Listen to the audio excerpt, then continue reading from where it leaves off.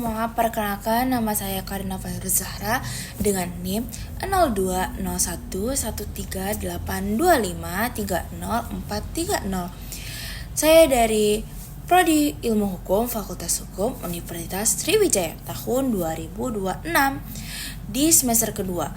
Jadi di video ini saya akan menjelaskan tentang teks akademik pada mata kuliah Bahasa Indonesia.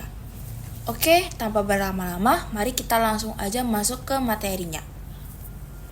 Baiklah, di sini saya akan menjelaskan apa sih hakikat, wujud, ciri, struktur, dan contoh dari teks akademik itu sendiri. Jadi, teks akademik itu adalah tulisan yang digunakan dalam dunia pendidikan atau keilmuan. Teks ini berisi tentang ilmu pengetahuan yang disusun secara sistematis, menggunakan bahasa yang formal dan sesuai dengan kaidah. Selain itu, teks akademik juga berdasarkan fakta dan metode ilmiah, sehingga tidak boleh berisi opini tanpa dasar yang jelas. Jenis teks akademik itu ada dua, yang pertama ada makro dan yang kedua itu ada mikro.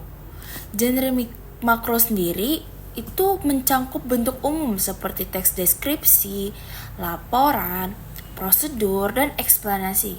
Lalu yang kedua ada genre mikro.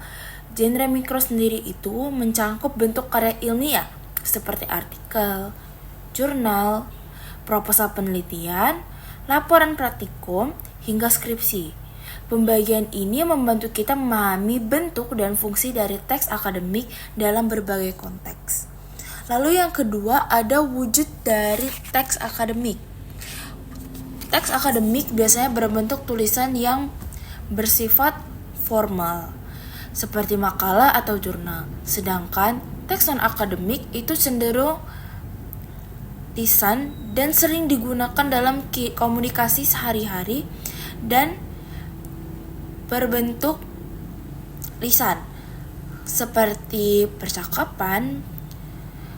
Nah, perbedaan ini terlihat dari penggunaan bahasa, di mana teks akademik itu lebih baku dan sistematis dibandingkan teks non-akademik.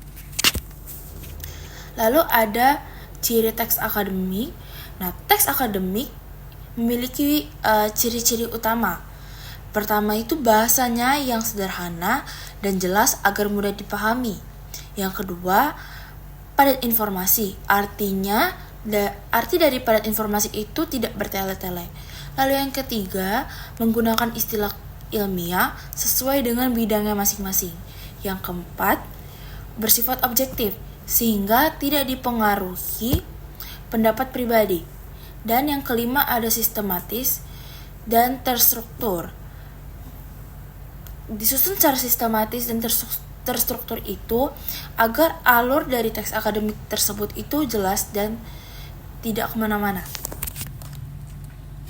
Lalu yang keenam, teks akademik juga mempunyai banyak teknis yang sesuai dengan bidang ilmu tertentu.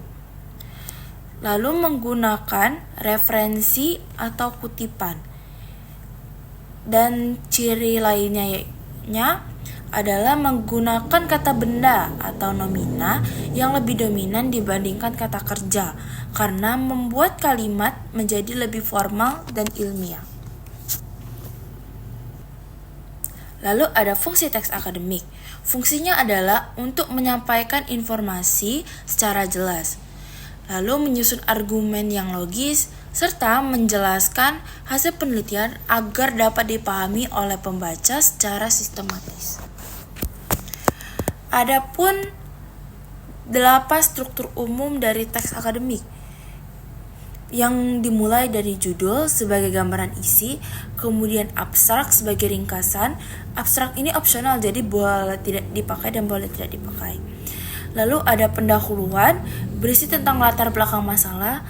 Tinjauan pustaka memuat teori pendukung. Yang kelima ada metode yang menjelaskan bagaimana cara penelitian.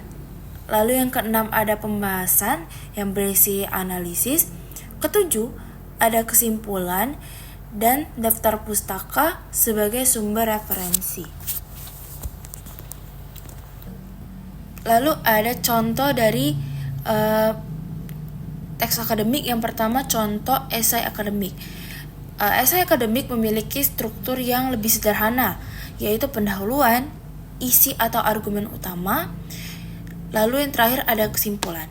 Dalam esai, penulis menyampaikan pendapat atau analisis terhadap suatu topik, tetapi tetap harus didukung dengan alasan yang logis dan data yang relevan. Lalu ada artikel jurnal.